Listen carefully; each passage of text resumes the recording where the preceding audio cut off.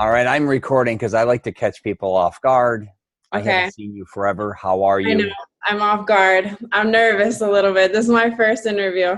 Get out of here. Yeah. After all the things you've accomplished? Oh, this is an honor. Thank you for doing this for me. Thank you. I'm honored. Why haven't you done any other interviews considering how much you've done? Are you intimidated? Are people intimidated? What do you think? I think I'm just not there yet. You know what I'm saying? Like, I think it's like that moment when you hit the stratosphere. Like, I call it the stratosphere of like that enter point. Okay. I think that I don't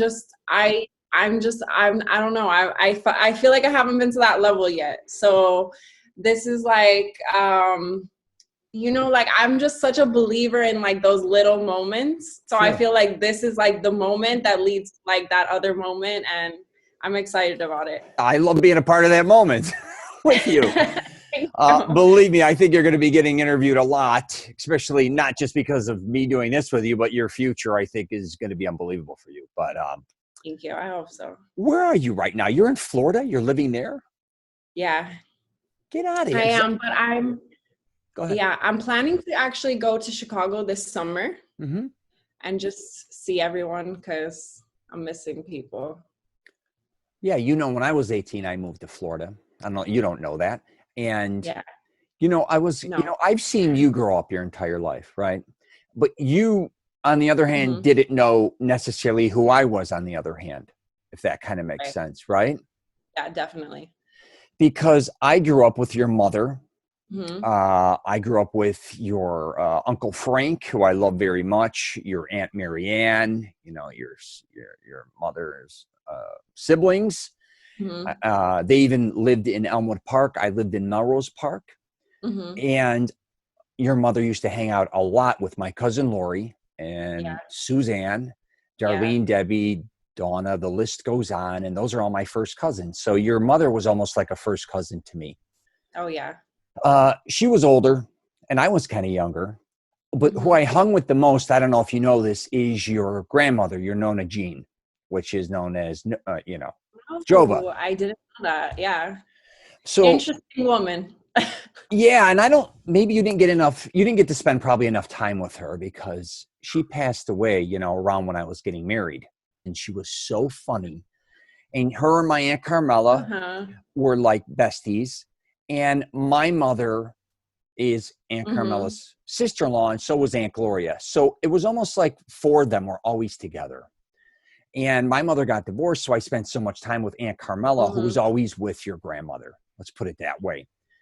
Your grandmother was so funny with the cigarette and the F-bombings and that old greaseball mentality.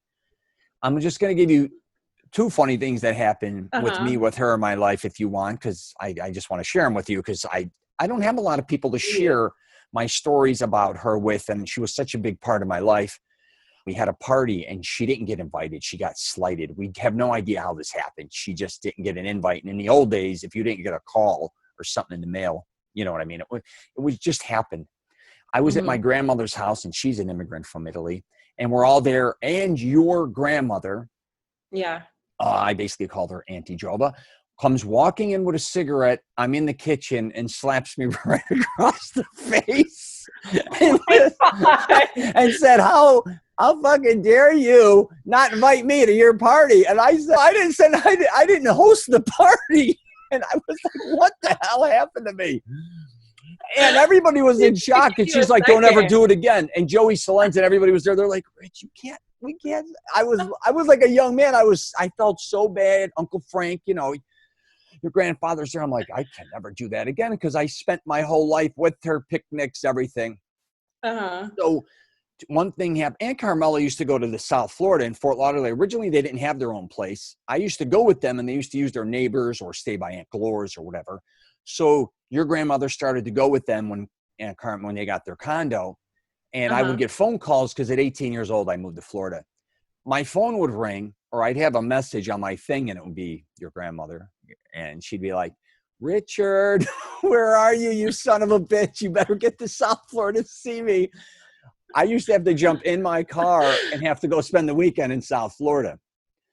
But I remember, this is the last story. So Oh my God. when I was getting married, because of what what Jova did, I remember my mother goes, all right, we got to put the list together for everybody being invited. And I literally looked at her, and she'll tell you this. I go, number one, make sure Jova's on that list. She goes, of course Jova's on this list.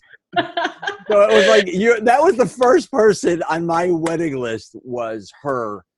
I don't know if you got to spend a lot of time with her or not, but I miss her so much. And I just talked to Aunt Carmela for an hour and a half the other day. So, and they were just such a big part of my life. So I didn't mean to throw my own 2 cents, and we're going to get into your stuff, but I had something for you quickly. I did this for you. I was thinking about using it for a photo. Okay. You let me know before we start this too. I'm kind of self-centered today a little bit, but what are you going to do? I guess when it's your own show. I actually have sorry? I said, I'm sorry. Go ahead. You go. Okay. I was going to say, I actually have a funny story. Oh, I like the photo. Do you? You like this one? I'll keep it up there, but hold on. Before you start, I want to show people this because of your mother right there. You see her? Yeah. Yeah. So right here is your mother with my Uncle Joe, and we got to let people know this is a mural in Soldier Field. Yeah. And next to your mother is your grandfather, her father. Yeah. And, those were the good old days. I used to go to football games with your mother all the time. So. Yeah. Okay. Yeah, she was huge into it. Okay, so I actually have a funny story for you about your mom. Oh, Jesus. So, did you go to Krista's baby shower? No, not Krista's baby shower, just Alex's. Yes, I picked it was up all women. Yeah. And so your mom had gone, and she had gone with Carm. And then afterward, we went to go see the baby because the baby didn't actually go to the baby shower because she was, premature. So they didn't want her around all the people. And so we go to the house, and I was with them. And your mom was like, I don't remember who it was, but she had someone. She's like, I have a grandson for you, or I have someone for you. Okay. And then Carm looks at her and she goes, you can't do it with this one. She's too deep. And your mom just looks back at me and she goes, but why you gotta be so deep? It's like she knows what deep is. She's old school. They don't know what they're doing. They think they're matchmakers. They think it's 1969. You know what I mean? Like they're gonna fix. I got a nephew or a grandson. You got they still think they're doing this shit. Oh, these women are crazy. So I didn't even mention who you are. Did I mention your name? I know, but I loved it. I thought it was hilarious. Oh, they're all hilarious. They love you very much. Oh my God, all the cousins, Jerry, Joey, all they do when we go to parties and I see you and they go crazy for Allie. And that's how I ended up, I knew of you. And then they kept talking about you. And I said, yeah, I know Allie, but she doesn't know who I am. I look like a guy who flies in Florida, Chicago, Christmas parties, weddings, doings. You're like, you probably knew I was a CELENZA because the way I look, we all look the same, right? Me, Louis, maybe Charlie, Chet. A lot of us look and act the same. Similar. There's some similarities, but so, I mean, your real name is Alexandra Babowice. Is that how we say it? Babowice. But everybody calls you Allie. Yeah. And you're a mango, right? Because you're, that's how I knew your mother was a mango. And then, she got married. So what I want to get into today with you is kind of a backstory, like an origin of how you started or where you started, because you really excelled unbelievably in the amount of time that you did it in, I guess you could say. It really happened because I looked at you as a young girl, literally, graduating high school. And then before you know it, you are writing a book, I think it's called Consumption, Human Condition. And then before you know it, you're on a TED Talk. Doing things on subconscious. And I love all that stuff as well. And I wrote a couple books, as you know, and that's why our relatives, a lot of our family relatives said, please talk to Allie. And I said, I'd love to talk to Allie. So over the years, me and you have been communicating, going back and forth. And me, amongst others, are so proud of what you've accomplished. And I'm sure your mom would be blown away by what you've accomplished. I mean, you're doing things that took me, I was in my 40s doing that you're doing at half the time, which is amazing. So Thank you. yeah, let's kind of start off with you. Like, how did you even end up, for one, going, because you're so into the brain, right? Into Mm-hmm. behavior, because Mm-hmm. you're very self-aware, which I don't see that with a lot of young people, especially to the level Yeah. you're at and how deep Yeah. you get. Kind of Thank start with you. that. Yeah, please. Let's start with that. Okay, so well, I guess let me tell you from the aspect of like what happened in life, because I Hmm. think that's really what got me to this point, I Sure. guess. So, I mean, as you know, my mom died when I was 16 or Yes. turning 16. And she had gone through a period of cancer, which she had gotten when I was 14. Okay. And it lasted for about a year and a half. And then I started living with my dad, which was a completely new experience for me because I had never lived with him before, not in that capacity for sure. Sure. And I think just from that happening, like all those things in my life happening, it was almost like one point led to another, which led to another, which led to another.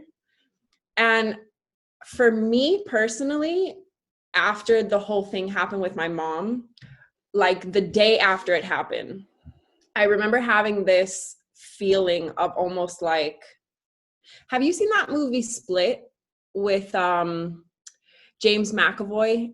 It's like he's almost like a superhero, but he has all these different personalities, and then all the personalities become one basically, and he becomes like this superhuman.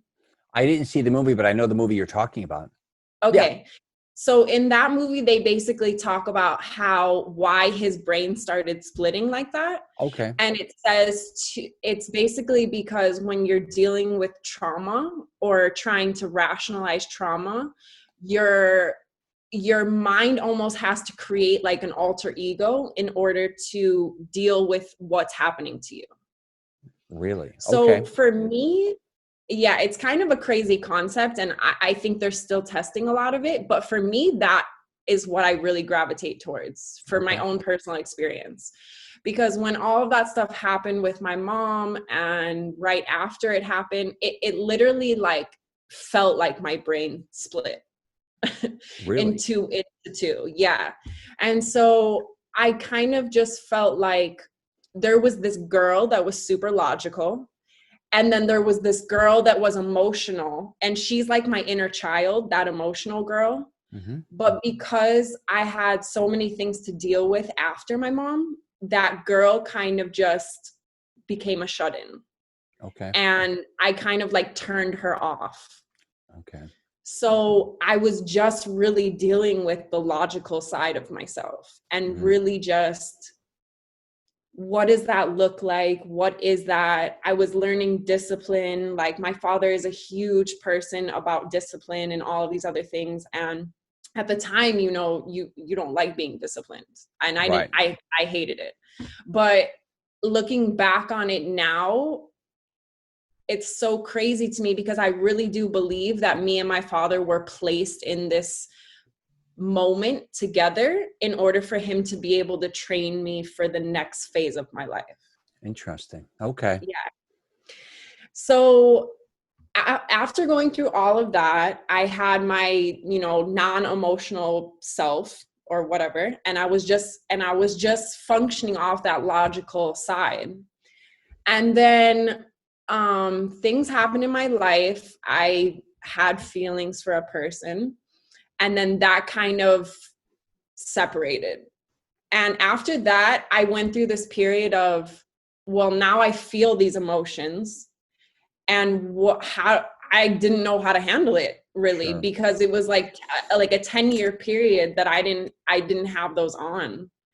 So I kind of fell into this depression, and it was an intense depression, very intense for me. But it was the most enlightening experience of my life, because within this like 2-year period, I started connecting all the dots of my life. And it's really like even before like I feel like it started with my mom, Okay. like in a lot of ways, I feel like she almost like gave her life almost as like, how do I say it? Like as like a template for Sure. what my life was going to become. Mm-hmm. And I think from her mistakes and from seeing the way that she lived and different things like that, or seeing the great ways in which she was able to impact people, I think that really shaped who I am. Mm-hmm. And even though I have a lot of trouble with my memory from back then, I still think that it's just naturally ingrained within me, you know? So Sure. that's just how I kind of view it, is like all these moments within my life have led me to this point. And even further still, I still feel like that. Like sometimes for me, things just happen and they almost happen so perfectly, like everything aligns so perfectly Mm. that it's like, there has to be a higher hand that's in this. Like, it can't just be something that I'm doing, you know, like I do my part. I do as much as I can do, and I prepare as much as I can prepare. But still, there's just that extra something that leads me always to that thing or that next thing. Yeah, that's pretty incredible. And your So yeah, mother, like when she walked in, she had a presence, right? yeah, She was yeah, so loved by so many, and she was very. My mother's like that too. When your mother or my mother, they walk in a room, yeah, they're kind of dynamic, and yeah, everybody wants to talk or be around them. yeah, And I kind of grew up with my mother being the same way, kind of like your mother, with that big presence or like a yeah, family figure that's beyond just being a regular cousin, sister, sibling, grandmother. They're just at a higher level. And yeah. I think you were raised, I was an only child, and you were raised as an only child as well in a divorced household, correct? Yes. Mine divorced at 5. What age did your parents get divorced? I don't even know. I feel like they were just always divorced. Okay, I got you. Yeah. I honestly don't remember, but yeah, I definitely grew up with my mom, and my dad was always around, always. And Sure. he would like pick me up from school. We would have breakfast on Sundays. It was very much like that. But it was never like my mom was the parent. My mom was the disciplinarian. Like that was how it was. And then when I started living with my dad, that he became all of that. And I Sure. think for him, looking back on it now, that even had to be scary for him, you know, Mhm. like during that time, I definitely only thought about it from my own perspective because I was 16. But now looking back on it, I definitely think like me and him both got thrown into this situation, and then we had to navigate it. And Of that's course. very hard, especially because it was like we were also learning each other and Yeah. learning the different aspects of each other. So, I mean, we made it through. Right. And that's what that's what it is. But yeah, it definitely shaped who I am, for sure. 100%. Yeah, and you growing up, like I said, in a divorced household at a young age, Mm-hmm. and being an only Mm-hmm. child too, your mom's your Mm-hmm. everything. But when you were Mm-hmm. saying splitting, or like a lot of what you just said to me kind of relates to my daughter. She had a liver transplant. Mm-hmm. And not long ago, she wanted us to call her Dallas, not Donna. She's named after Donna Schuster, her godmother. And at first I Mm-hmm. was offended at that. And then she said, I'm going to tell you why I want a different first name to be called right now in my life, is because I kind of known as Donna, who was somebody who had a liver transplant, somebody who was sick in their past, or all those things that I went through under that name or that umbrella. I just want to be someone Yeah. different for a while, or just kind of just leave that behind for right now. And I never looked at it from that way. Is Yeah. that kind of what you're saying as well? When you kind of split a little bit, did you have to say, okay, I have to live differently now, I have to behave, or I'm emotionally different, all these things? Is that what you're kind of saying too? Yeah, when it happened for me, I didn't recognize that it happened. So I think that's like incredible that she even recognizes that aspect, you know? For me, it was kind of more so just like it happened, and then later I recognized that's what happened. Mm-hmm. But I still feel that split. Like, I still feel very much like, I don't want to say that I feel like two people, Mm-hmm. but definitely like my emotions act one way and my logic acts another way. So it's almost like I feel like both like Allie and Alexandra, if that makes sense. Sure. And even to this day, I mean, I can tell it's just like the way I think is differently when I'm emotional versus when I'm logical. But I definitely like, for her, what she's saying, that she just wants to be as a different person and just not carry that.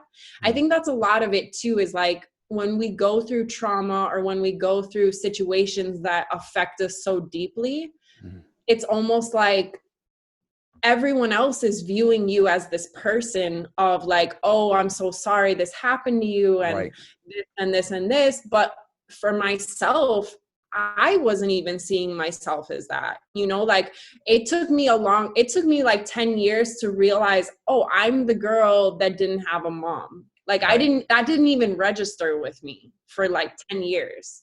So I definitely would understand that she would want people to see her as something other than what her experience has been. And I think that's so like brave and beautiful in a lot of ways, because it's, when we go through all of these things, it's like we have to decide who we are. And oftentimes we let other people decide who we are, and then we conform around what they've decided that we are. So I think just taking that step for her is just so big, because it's like, no, I'm going to redefine myself and I'm going to be this better version of me. Absolutely. Not to throw her back in the mix, but I remember when you have a child that's sick, you don't always know how everybody else is perceiving you. It's always sympathetic, right? And then they start looking at her as if she's always sick. And I never wanted that. Yeah. In your case, now that you're older, I'm sure, and I do this in our family, when we talk about Allie, it becomes a little heartbreaking that she lost her mother.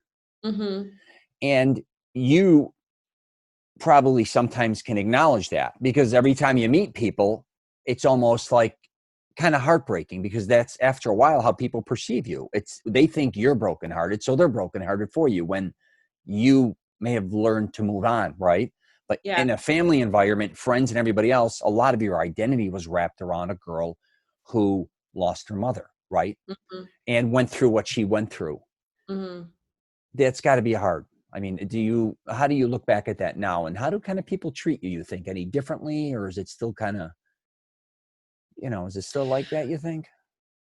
Well, I think at first it was like that. And I think it was just because of the moment. I mean, like as you said, it wasn't just my loss, I felt it super deeply, but I think everyone felt that loss, and especially there's been so many family members that have passed away, but especially with my mom, because you were saying like she was such a presence and all of these things, like and because of just her age, she was so young. I think that's definitely like, people felt that, so I think that like a lot of it was, I wasn't experiencing my own grief, but I felt the grief of others. And I honestly feel like it was almost a little bit in reverse for my situation. Like, I don't think people were looking at me like that, or maybe they were, but I didn't feel that. I think it was more like, I'm looking at them and I'm feeling their grief. A lot of that stuff is like moments, and a lot of it because of the things that happen. I think a lot of that because of, I had her for 16 years, but they had her for 50. Yeah. So like, as heartbreaking as it was for me, I felt heartbroken for them. Yes. Because it was just like, they knew her, and like, I knew her on another level because she was my mom, and we had, obviously a different experience with each other, but they knew her for her whole life. And to lose someone in that way, to have her and then just not have her for the next whatever. But you see, like, it's such a hard experience for me, honestly, because of the fact of this is like, I really do believe that that moment that happened to her changed my life and the course of my life forever. Mm-hmm. And I think that who I'm becoming is so tied into that moment that I don't feel like she was ever meant to be here for this part of this experience. Interesting. Just because for everything that I've gone through. And then, as you know, I spent a lot of time with my Aunt Sue, and which is your cousin, and Krista and Noelle. And like, they became like another part of my family, just like even more, you know, like I didn't grow up with siblings, but they were my siblings. Like they became my siblings. And my aunt is just such a patient person and such like a forgiving person, and so many like qualities that she has that are so make her so beautiful, that I had to learn from them just as much as I had to learn from my mom, you know? So I think that was just what it was. It's like, I really feel like for my life, it's just, I'm on this course of destiny. And I think a lot of people I think people think I'm crazy when I say that. And I think sometimes I sound crazy, but no, I don't think so. I don't know. I'm made for this. Right. Yeah. Like, I don't know. I'm just made for this. Like the things that ail people normally don't often ail me, or like they will, but then I'll get over them, or I'll just do anything. I'll just do it in spite of that. You know, like I don't really, there's never like, for me, it's never about a closed door. It's more so like, okay, if the door is closed, how do you get it open? Gotcha. Yeah. Do you think too, growing up, like and the similarities me and you have with the divorce and then growing up as only children and having mothers that are have a huge presence. And did you find like being an only child, I actually loved it because I had so much time to think and I wasn't being bothered. And I lived in a very quiet household, and then it would go to the extreme of me going to my father's, which was a nightclub, which was insane. But like me and you, we were raised with a lot of cousins that were almost like our brothers and sisters, right? Yeah. Right. Yeah. But we also had, again, the comfort of leaving that environment and being in a very quiet place to always think. And my mother always says, I wish you weren't an only child. I wish I had more kids. I'm like, Mom, actually, you getting a divorce worked out really unbelievable for me. Like, not for selfish reasons, but I got to go spend time with my Aunt Carmela, your grandmother, Aunt Glor, everyone, and my other side of the family. I was kind of always being shuffled around in a good way because all my family members kind of felt bad. I was the only child and my mother was divorced. So I'm spending all this time with different family members, traveling all over the place. It was a great thing now that I look back at it. Yeah. But like, say you're writing a book, which we're going to get into next, and I wrote a couple books or whatever. Like, I think we didn't also grow up with a ton of distractions all the time. Like, there was a downtime. It wasn't like I came home and there was 2, 3, 4 kids, which maybe if I'm very close with my 2 cousins, Johnny and Mike, but I still had downtime, if that makes sense, because if when you have that downtime, it almost makes you think a lot differently, I think, than always being distracted, right? Sharing a bedroom, somebody always being there, you know, the aggravation when it just, I either watch TV, I read, or I study, or I do whatever I want to do independently. And I think that helps us grow independently, different than a lot of people who have siblings. I mean, there's strengths and weaknesses to both. Yeah, I would definitely say that. And I think it's also just like you get used to being by yourself, which I think a lot of people have trouble with. Yes. And yeah, I mean, I always remember as a kid, I was everywhere doing everything all the time. I was a very like active kid. I loved gymnastics. I danced. I did ice skating. I did all these things. And I remember my mom being like, you're going to break your neck, like all of these things. Like, and I would just be like, okay, you know, just whatever. But I definitely think it contributed so much to me being able to focus on what I wanted and get what I wanted done. Absolutely. I think that's like a really hard thing. And it definitely contributed to that for sure. Yeah, and our parents being divorced, like we were the main focus in their life, no matter what. So Yeah. my mother loved sports, so did my father, and my mother only really, she was up my ass all the time, but would like go take me to every different sporting event, like you're saying. Same with me and my father were almost like brothers. Yeah. And in my case, my mother and father had me at a very young age, so Yeah. they were very youthful, and so we kind of almost grew up together. And my grandmother was very youthful as well on my mother's side. So I had a bunch of, I was kind of being raised by kids, kind of raising kids, kind of, right? Or very young people, which I wouldn't change for the world. So later in life, my brother and I have a half brother and sister, and they always say, you get the good years with dad. You got the good years. But my dad, I think, looks at me as a brother, and most people thought me and my mother were brother sister, which was kind of interesting. Yeah. Here's one last thing I'm going to say. Being an only child is, my mother was raised with 5 other brothers and sisters. She only knows chaos, and that's what she gravitates to. And she's always back to saying, I wish you weren't an only child. Mm-hmm. And I used to tell her, from what I've discovered, a lot of guys I know, or women that were born in an only child environment, either hate being alone or love being alone. Mm-hmm. In my case, I think you grew up the same way. We kind of are comfortable in both positions. I could be very extroverted, and then I could be very introverted. Yeah. And I don't think we have much of a choice, because those are kind of, for the most parts, the environments we're in. Yeah. So. Definitely. All righty. Let's jump into the book, because that was first. Okay. And so it's called Consumption, Human Condition.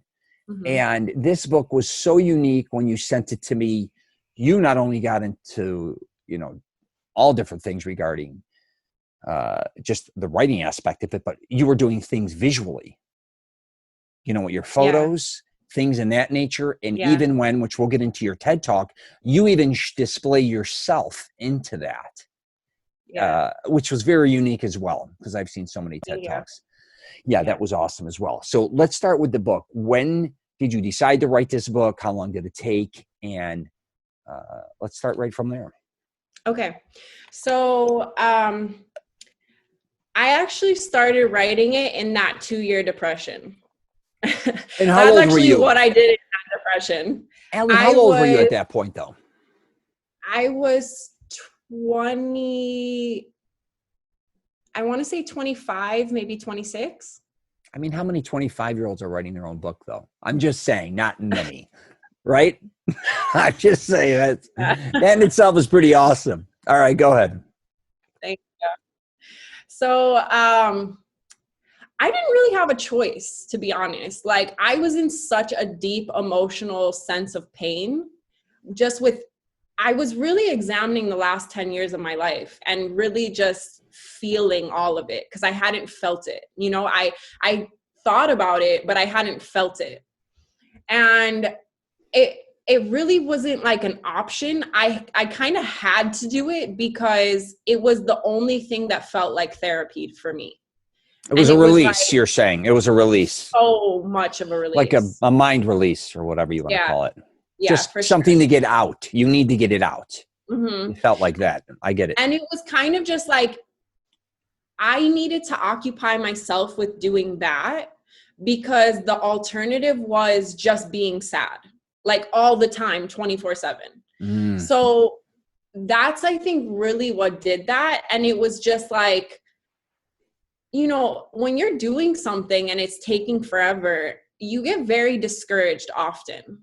Mm-hmm. And I think there were definitely periods of time, like I'm talking periods like weeks at a time, where I couldn't write anything or come up with anything new.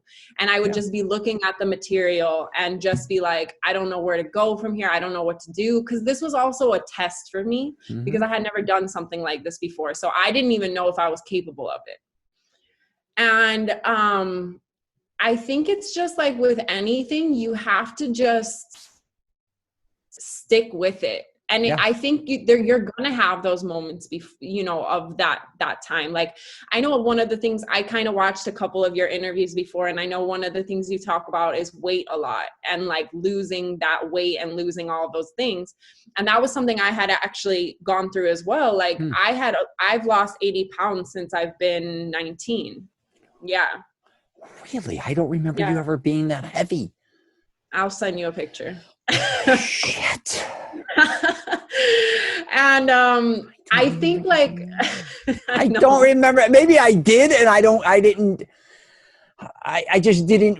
You know what I mean? When you're younger and you have kids and cousins and all these people around you, you just love them for who they are. You're not caught up in like when you get older. It's a little more. Yeah. Noticeable. I was such a kid during that time too. So it was like, it could have been, it looked like baby weight, but it was not baby weight. That was like emotional weight. And, you know, just even with that process in and out of itself, like I'm sure as you know, or anyone knows that goes through this weight struggle is like, you're going to have those moments of like relapse is what I want to call it. For sure. And I have had months of those, you know, where it was just like, I still to this day, one of my biggest struggles with relationship wise is with my body. Like for sure. That's one of my biggest struggles in life. Most people in the world have body issues. Don't kid yourself. I'd say 99%. I'm not kidding. I don't care what type of shape they're in, good, bad, fat, thin. Most people have that. So go ahead. Yeah, I got you. Yeah. And so it's just like, it's a constant struggle with that. But I think that's just, once I got over that weight hump to achieving this project and this book and even with the TED Talk, I guess. But yeah, so I just started writing it in this depression, and the design aspect was kind of interesting, like how I started putting myself into it, because this book in particular is very almost like a diary. Mm-hmm. So it was very much attributed to my life. And I think that's kind of the way I look at it, is more so like this book is almost like an extension of who I am, but the real business I feel like is me. Yeah. So I think that's kind of what I'm like always trying to do, is reinvent myself, but also explain the different things that I've gone through so that maybe other people can relate to them and have their own breakthrough experiences or have their own, you know, mental release. Breakthrough, whatever. Yeah. Yeah. Yeah. I remember when you were writing the book or you were talking about it, and I used to discuss, I think very quickly with you, things like some days are just going to flow. Like you can write 20 pages, like it's just coming out of you. It may come at midnight. It may come at 6 a.m, but that's when you really have to let it flow out of you. And the truth is, a lot of times you just hit a brick wall and it doesn't make any sense. Even when I wrote screenplays, I'm like, how can I get so much done in a month and then in 6 months I can't get anything done? Yeah. Even if I tried structuring it and forcing myself, because I travel a lot. So I'll be like, every time I get in a plane, I'm writing. Yeah. I'm writing, but it wasn't good. It was like forced. Now, maybe if I became a professional writer, which I wrote so many screenplays and books. I wouldn't say I'm a professional writer by any means, but I can sit down and kind of write a lot. But is the material worth it? Is it redundant? Right? That's what you got to. Is it new? Is it flowing correctly? Especially when you write a book, you got to realize from the beginning to the end, it's got to have a fluency to it. It's not just a bunch of shit all over the place that you're just coming up with that day. So I tell people, especially like you, and I think just keep moving forward, fail forward, but you have to start somewhere. Yeah. And in your case, maybe you weren't venting, but I do think a lot of people that do want to write or get things out, it almost is a form of venting. It's like you're talking to yourself, but you're releasing it through like a pen or typing it. Yeah. And it's very liberating, I guess you could say. And it also gives you a lot of freedom, because I think a lot of us carry all these things in our head to say, God, I wish I can help someone do this. I wish I can help someone do this. Or I wish I could share my story. And they never do it. They carry that shit, and then they keep talking to everybody about it. They never get it done. Mm-hmm. And once you do something like that, I don't care how good or how bad it is a release. Yes. Right? Is that kind of what you went 100%, through? 100%. Yeah, for sure. I also think that when you're writing something, and I've started to realize this, is almost like, it's almost something that like embodies you and lets it come through you. At least that's been my experience. Absolutely. A fluency. It's something's coming and coming out of it. Because what you were saying is like you were writing, but it wasn't good. I think that's when it's like, that's when it's you writing. But when it's really like supposed to be something, it's almost like something else is coming through you and you're just the instrument that's being used to do the work. Yeah, and a lot of when I say not good, I say keep writing. You can always go back, obviously. You're going to edit it 100 times anyways. People are almost trying to critique themselves before they even write it. Let it go a lot of, especially at the beginning, because you really don't know what you're doing, right? You just got to learn how to keep writing and get that information out. Yeah. And it's a long process. With me, with screenplays, because I originally was a horrible student, really. I was only good at what I really was focused in on. With screenplays originally, what worked for me was I knew all these crazy characters, family members, friends, and colleagues, and I loved and I wanted to incorporate them in stories, real and fake, I guess. So I tried to blend them even when I made my films. Right. My theory was I was escaping from reality when I was writing a screenplay. So all of a sudden I'm in my own mental movie, writing this and seeing it. And it was maybe an escape from work. It could be an escape from just my life in general. Not that it was bad. I always had a really cool kind of life, but I was always wanting to experience something different. And by writing, you kind of go through that. Even though, maybe even you writing about yourself, you're still kind of learning from, like you're writing things and learning about yourself. It's amazing. Yeah. It's in here, but you're learning about, when you go back and read it, you're like, who wrote this? Like, I do. Who taught you this? Like, where'd you learn this? You know, when you take a break.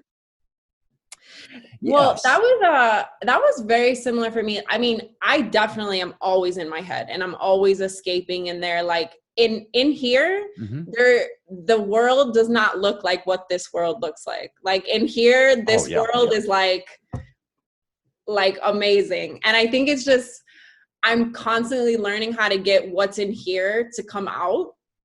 And that in and out of itself is its own struggle. But I definitely think it was an escape for me and just a way for me to, like I said, therapy. I think I just needed it. Like self-therapy. Yeah, definitely.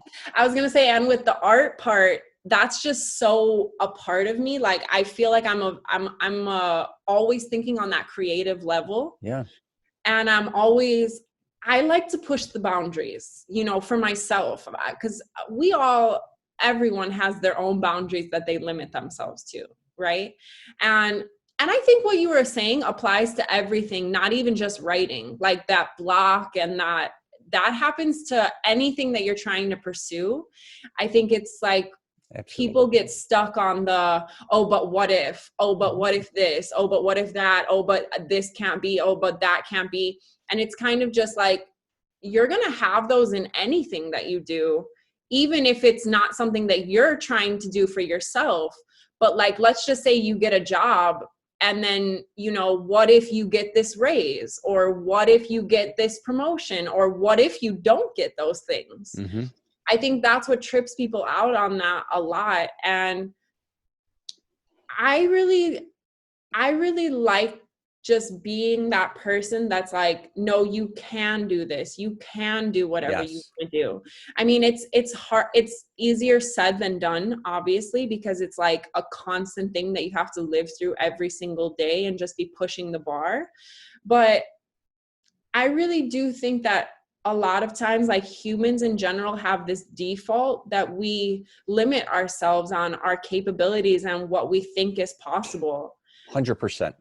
And I want to break that. Yeah. In whatever way possible that is, that's what I want to do. And I don't even know if that answered your question. No, it's good. It's awesome, Allie. It's confidence, really, because I think a lot of people too, no matter, you were depressed, but you still had the confidence to go after it. Yeah. You may not realize that a lot of people, they can't be themselves. They're kind of always regulating who they are, I think, a lot of times in life. They're afraid to expose truly who they are. Yeah. With my films or my books, maybe I had the goofy confidence say, I don't give a fuck. Like, this is who I am. I don't care if my mother reads it, my grandmother reads it, my father, whoever. I don't care, friends, my colleagues. You're going to always usually get hit between the eyes. And honestly, your grandmother, Jova, I was going to say, she used to just have that personality, and I love that about her. She would call me every name in the book when I saw her in a funny way, and I kind of still do that to family members as well. Like, that's who I stole that. I'll call you a piece of shit. You're an asshole. You're a jag-off. All that stuff is kind of what your grandmother used to kind of, and Aunt Carmela, how they talked to me. Yeah. I knew them being, Sicilian, and them kind of getting in your face and telling if they were mad at me or happy. I always got the truth. Yeah. If people would just accept their truth and Yeah. say, and just kind of start somewhere, like I said earlier, just start, but be truthful. And so a lot of people want to write a book, but they want to hide half of what they really know or what they went through. Then that's really, you're kind of, you're gypping yourself. You're selling yourself short. Don't pretend you're something you're not, I think, more than anything. I don't care if you're writing a book, making a film. I don't care what you do in life, starting a business. Be genuine, man. I think that's the part most people miss out on. Is they're just afraid of what people are going to think about them, or they're afraid I'm going to say this or do that. And later down the line, who knows what's going to happen, or, that all that type of shit, where I think in your case, you just, and again, I'll go back. You're the first person I've ever talked to being an only child.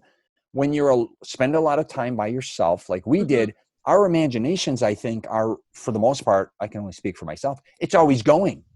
Yeah. Because I don't have anybody else there, and you get sick of television. I grew up in the 70s and 80s and 90s. We didn't have the internet. So if I didn't have a comic book, I didn't want to always read, and there was only so much on TV, I'd literally just sit there and you're thinking of things. You're drawing. You're writing things. You're thinking. You're always thinking. You're not distracted.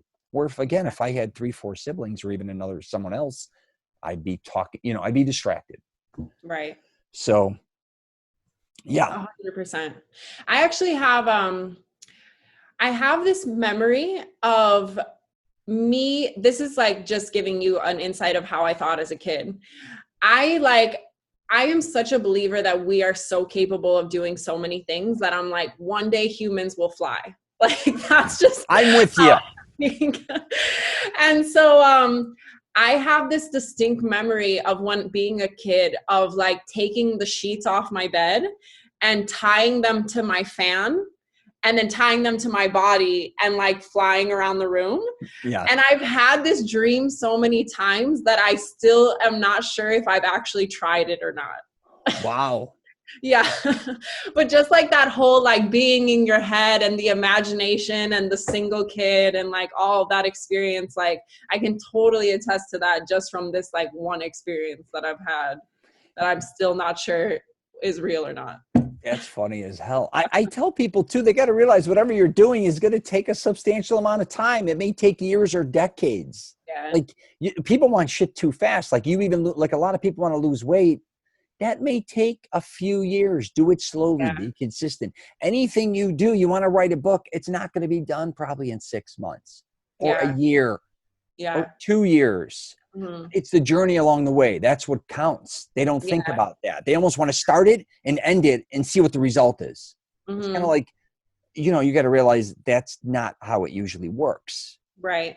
Maybe for some people, for most people, to do anything and get really good at it, or get results takes time, and a lot of people don't want to acknowledge that. So, so let's start with where can I get the book? Okay, so right now you can get it on Amazon. That's the only place you can technically get it right now. Okay. I want to eventually expand, so I'm actually working on my second book now, I guess you could say. It's so funny because I don't really call them books. I call them projects, or like, I called this one a visual narrative. That's awesome. And so, this one has a part 2 that I've been working on for the past, just as you were saying, like I've been working on it for 2 years now. So, and it just takes time, and I think we get impatient. I get impatient. I know I definitely get impatient. So I totally understand that wanting to have it like just quick. but it really takes time. And sometimes you don't even know the amount of time that it's going to take. Like, I wanted to have this project done a year ago, and I'm still working on it, still critiquing, still doing things. So I hope to have that out soon, but that's more of a video project. Oh, nice. Yeah. And now I'm working on this second project, or second book. And this one is a different style than the one I've written before. And I'm still very much in it. Like, I don't think this will be out for another at least a year. Gotcha. At least a year.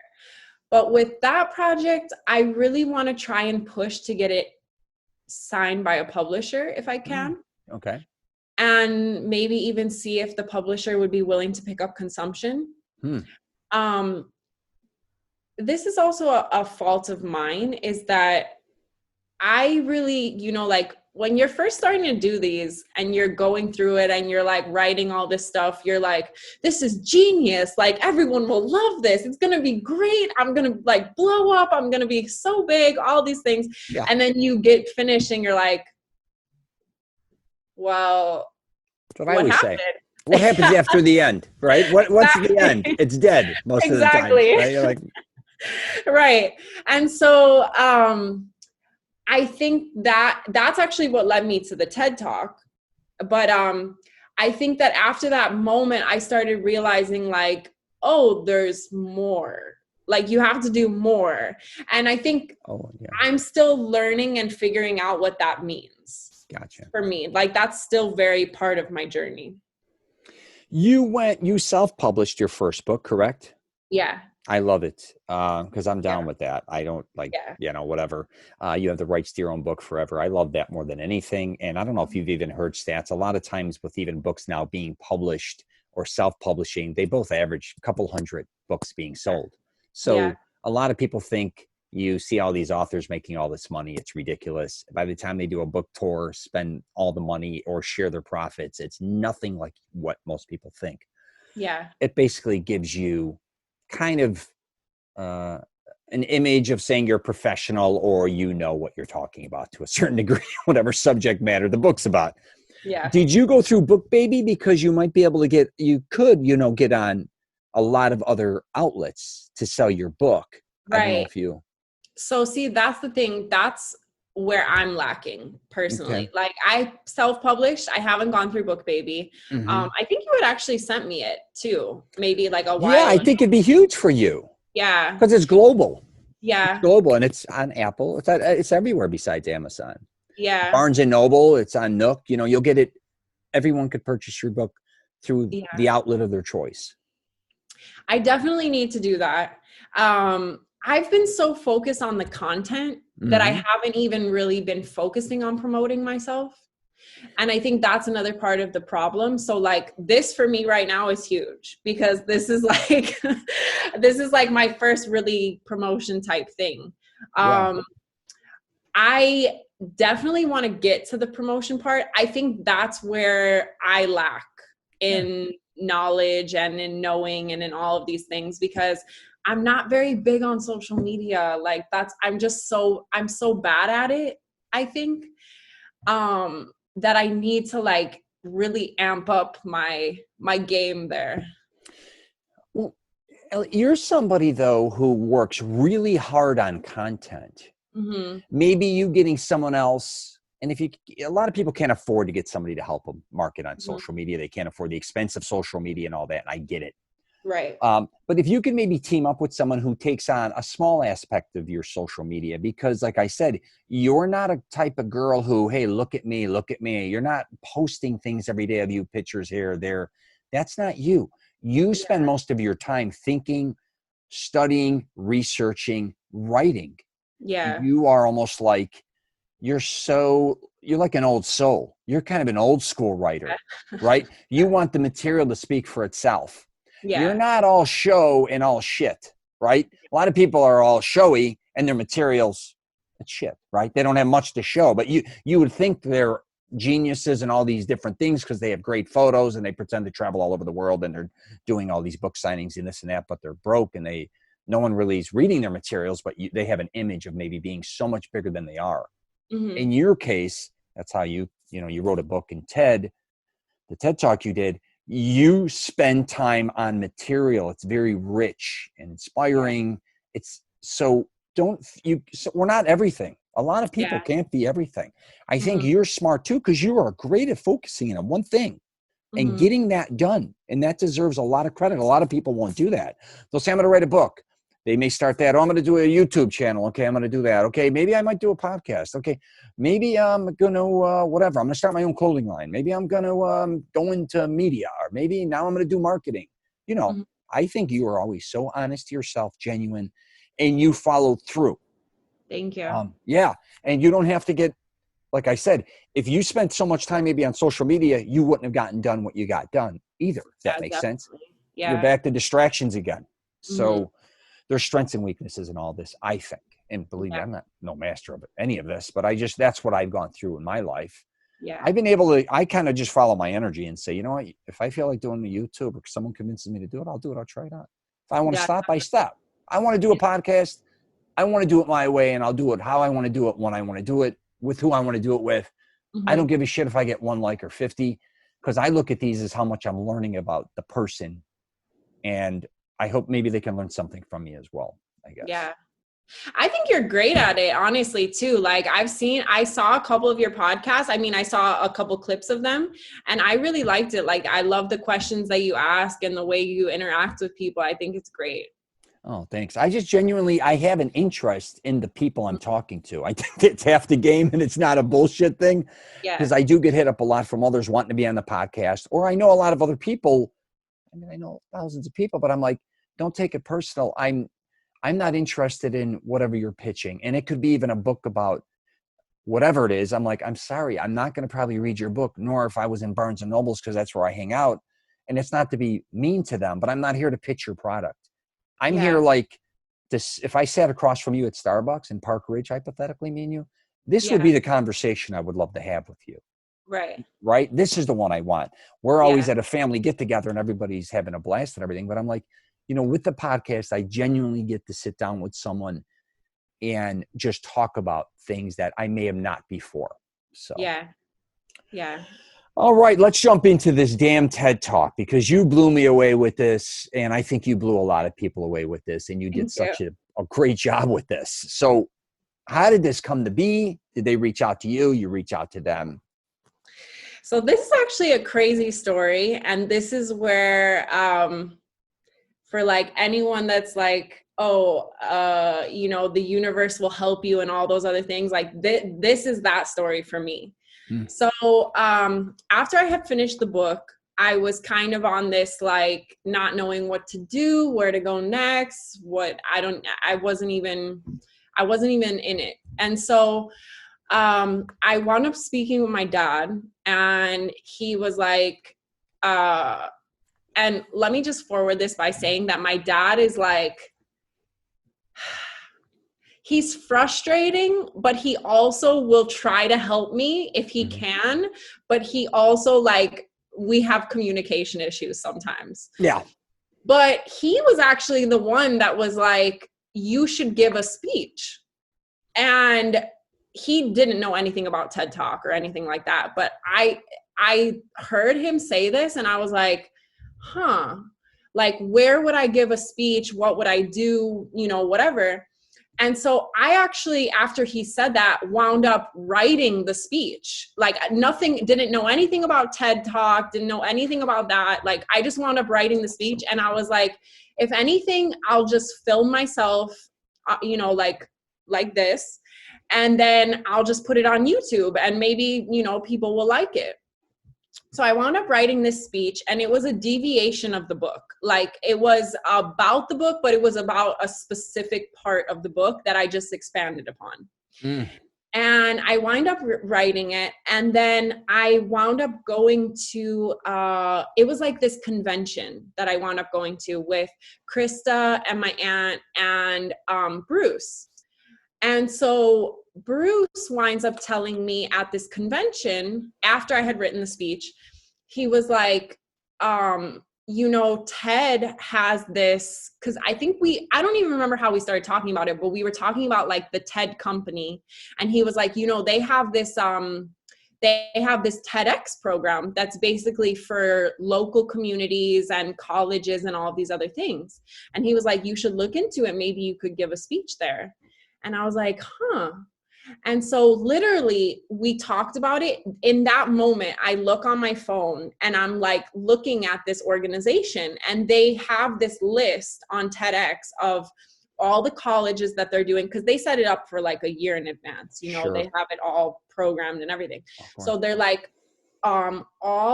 all of this here is, we have it here. And I found that they were having one at this university in Florida, and it wasn't my university, it was a different one, but it was closed. And I wanted to reach out to the guy and be like, is there any way that I could apply to be in this and to maybe give a speech? And he wound up writing me back and said, I'm sorry, but all the applications are in. We already have our list of applicants and speeches and how it's going to go. We're not going to be able to take you. So I look on this list again, and they wind up having one scheduled for my university that I went to, which was crazy. And what was even more crazy was it was only the second year that my university was putting it on. So they had only done it one other time. Mm-hmm. And the day that I wrote the girl, it was crazy because they didn't have an email address on the TED website for this girl. And I still had friends that went to the school. And when you go to the school, they give you the whole contacts list. Because you're an alum, right? Mm-hmm. Yeah. Sure. So I wrote one of my friends that still goes to the school, and I was like, get me this email address for this girl. I have to write her. I have to see if this is possible. So she gets me the email address. I wind up writing her that day. That day that I wrote this girl, because she was the organizer of this event, that was the day they opened applications. That was meant to be. I mean, yeah. Right. Yeah. And so they wind up opening applications that day. I submitted all my stuff because at this point I already had the speech written. And I go to test for them. They told me to come in. Hey, will you test for us? Will you give us the speech? Whatever. So I wound up doing that twice. I had 2 tests, and they liked it, and they told me to expand upon it a little bit, tweak a couple things here and there, which I wound up doing, and it came out great. And then I had later found out that they had over 56 people that applied. Only 12 speeches got heard. And they wound up putting my speech as the ending closeout speech to all the rest of the speeches. Wow. Which I just was like, that's just the cherry on top. Yeah. So it was kind of just a crazy thing, but I really think it's like when you're trying to go after something, it's like the universe or God or whatever it is going to get you to that place. And I think I believed in myself so hard, and I worked so hard for that moment and that space, that I think it came to me in a perfect, like, little package. Sure. Timing was perfect on that. Timing was perfect. It wasn't like you weren't also involved with another project or doing something else. Even mentally, you were cleared, right? You did your book and you had a clear mind when you stepped in there. Definitely. And I practiced that speech. Like, I was practicing that speech even before I knew I was accepted to the program. So I had practiced that speech, and this is another funny story, actually. So I practiced this speech for like a solid 2 months. I would run the speech I would run it out loud to nobody for like 5 times every day, just so that I wanted my body language to be right. I wanted my voice inflection to be right. I wanted it to be perfect. And so I'm getting up there to do my speech, and people kept asking me, like, are you nervous? Are you nervous to get in front of these people? Blah, blah, blah. Mm-hmm. And I was like, I honestly wasn't nervous. I was like, it just felt so natural to me. And then the moment I'm about to step on that stage, I get this like flush of energy. And the fact that I had practiced so much really I went out there and I was on autopilot, but people loved it. Yeah. And what's crazy about it was, which still bugs me to this day, looking back on it, is I was the last speaker. So we had a clicker to click for the PowerPoint so that it would transfer whenever you wanted it to.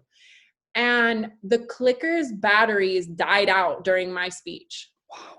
Which was terrible. And so in the video, I'm looking down a lot because there's a front monitor that will project what's on the back monitor. Yeah. And my speech needed to be timed perfectly because when that girl pops up is like a specific moment. Okay.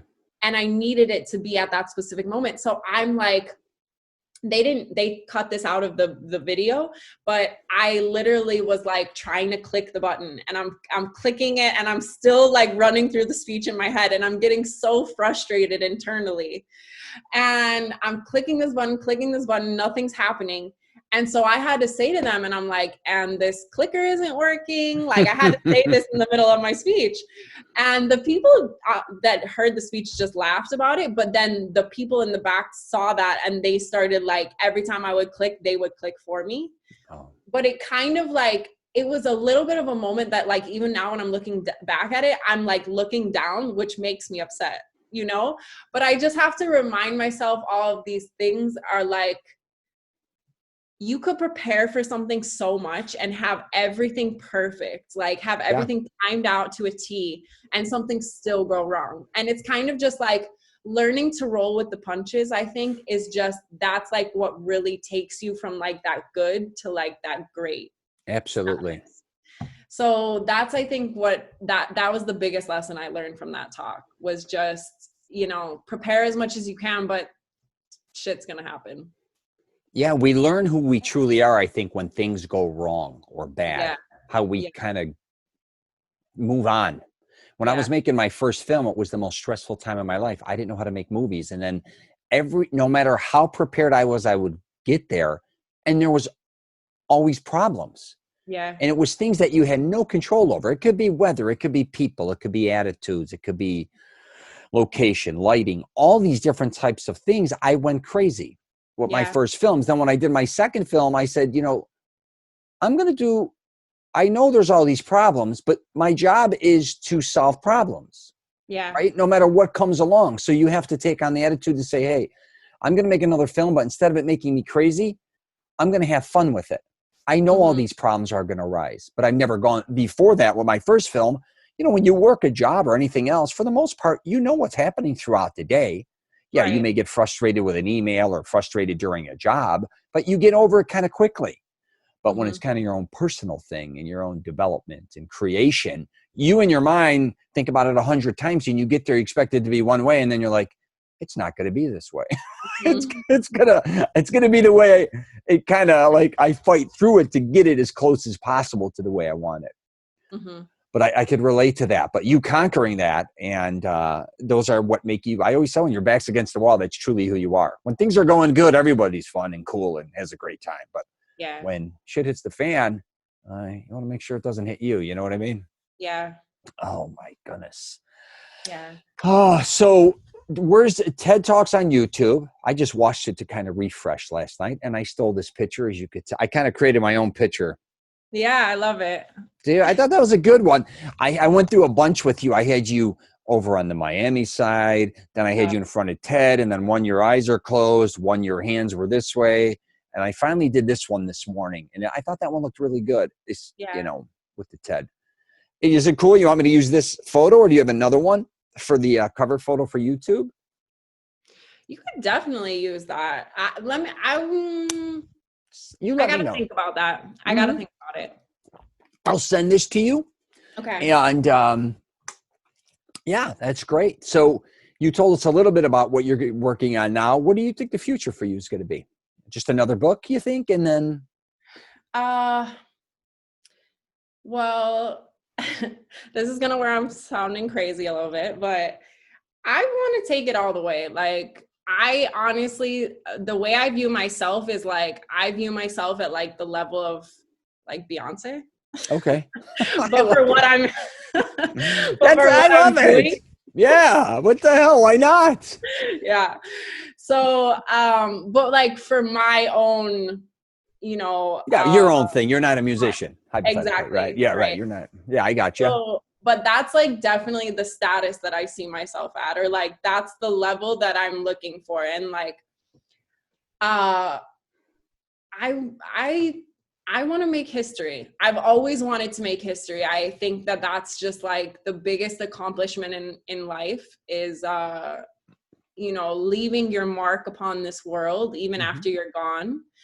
I've had like a lot of encounters with death, not my own, but just with other people and all these other things. And it's not something that I fear, you know, like I think a lot of people get tripped up on a lot of things because they're afraid of all of these things, and death is a huge part of that. But I think for me, I don't even see that as something. Like, I'm such a believer. Like, I guess I have so much faith, which is kind of crazy because I wouldn't even call myself super religious. Right. But I have just so much faith in the fact that everything is going to work out. And I'm kind of like, even if you don't see a step, if you take the step, one will appear. That's how my brain is always processing. Yeah. So I just am like, I really do see myself being at that point. Yeah. You know? Listen, you got to say it. If you don't believe it, then nobody else is going to. And like I was just telling you earlier, say what you believe. Like, the best thing is you being genuine. Yeah. Right? Yeah. Actually, Carm told me this funny thing. We were all, this is funny. So we were all at the condo, and she knows I love Beyonce, but she was just like not wanting to hear about this at that moment. And so she goes, look, also she calls Beyonce Beyonce. Okay. And she's like, look, Beyonce is here and you are here. And I was like, that's that old greaseball stuff. You know, the Italians always want to kind of suppress us to make us like, you're over here. I was like, thank you for the humbling of me. Thank you. Yeah, right. Yeah. Oh, yeah. That would have been, I could see that 100%. You should have seen the stuff I grew up with my Aunt Carmela, what they used to tell me. And they were our entertainment back then. You got to realize we didn't have YouTube, and we didn't have, we had for sure. 3 television stations. I'd be drinking, espressos with my aunts at midnight and your grandmother and my cousin, smoking cigarettes, all Italians. Drinking coffee up all night and just listening to their stories, them commiserating, screaming at each other, starting arguments, and then laughing. They were just so all over the place. But I'm telling you, cherish Aunt Carm because she is the last of the Mohicans. My father is still around too. So it's Carmela and my father as far as that generation goes. But Aunt Carmela's the true, the last one left of the old, I guess you could say, old school Italians. And she will definitely tell you how it is. But I love that. I honestly love that she's so open about it, because it's just like, you got to laugh about yourself, So, and she's just very like, holds nothing back. Is just like out with it. And she's like, I just don't care. And you know what? Your grandmother, your Nonna, Jova, was worse than her, which sounds crazy. She destroyed Aunt Carmela. They're hilarious. Both of them were like a 1-2 punch. Yeah. Oh my God. I miss those days with those guys. Enjoy all your aunts, uncles, no matter what generation. I talk about this all the time because I was born on one side of my family. I'm the youngest, the CELENZA side, the one you know of. Yeah. And you went around with a lot of the older ones, right? Even the grandparents or the immigrants from Italy. And on my other side of the family, I'm the oldest grandchild with one of my grandmothers, but we have like 170 cousins, but I'm the old one. I'm the old guy out of the cousins off my mother's mother. Yeah. And I tell my kids, I tell all my younger cousins and everybody, enjoy, because we still have a lot of Italian older aunts and uncles around. They're all and my grandmother's still around. I'm like, enjoy every day with them because they're all basically between 70 and literally 90. And my other grandmother died at 94. But once that generation's gone, like say my father, Aunt Carmela, then, we're the next generation, but it's like they're gone, like your grandfather, Frank. I go to a family picnic now and it's nothing like what I grew up in. Yeah. Your generation only knows that generation, but Right. enjoy them as much as you can every day. I try to talk to my mom, my dad every day. Yeah, And Aunt Carmela or whoever as much as I can. So, definitely. all right, my dear, I'm going to wrap it up. I talked your ear off here. No, I loved it. Thank you so much for this experience. Oh, no. Thank you for coming on here. I hit you. You were one of the first people I hit up. Oh, thank you. Oh, yeah. And you said, Rich, I'm not ready for you. And I said, no, I get it. But let me know, because when I hit you up, I just started Zoom. And I was doing a lot of podcasts where it was just voice memos. And I would have to meet up with the person and blah, blah, blah. And because I traveled so much, it was hard. But once I saw the Zoom platform working pretty well, it's when I hit you up. I literally said, I think I hit you up the first week, which was probably, I just started these about a little over a month ago. And that's when I hit you up. That is when you hit me up. Yeah. Yeah. And I said, if she's not ready, she's not ready. But whenever she is ready, I want to let her know. And I definitely thank you for coming on here. I was shocked you hit me back, because a lot of people are like, Rich, I'm in. I'll let you know I'm busy. I'm like, they're scared. I'll never see them again. But for the most part, everybody has responded. But you, out of the blue, you're like, hey, you ready to do this thing? I'm like, hell yeah, I'm ready to do it. So yeah. No, it's been great. And I'm so honored. Thank you for having me on. Oh, wonderful. All right. Well, I'll see you probably, the picnic we're not having. I don't know who's getting married. Kristen's getting married. I don't know if Kristen's getting married, yeah. So I don't know if they're going to have a big wedding, or if there's only because of the corona. I don't know what's happening. So maybe I would see you at the next family doing of some sort next Christmas at maybe Becky's. I don't know. Yeah, we'll see. All right. And I'm in Florida. You ever come to Orlando, let me know. Okay, I will. If you need anything, don't ever reach out. I don't care what it is. You're not far from me. I mean, anything. All right. Yes.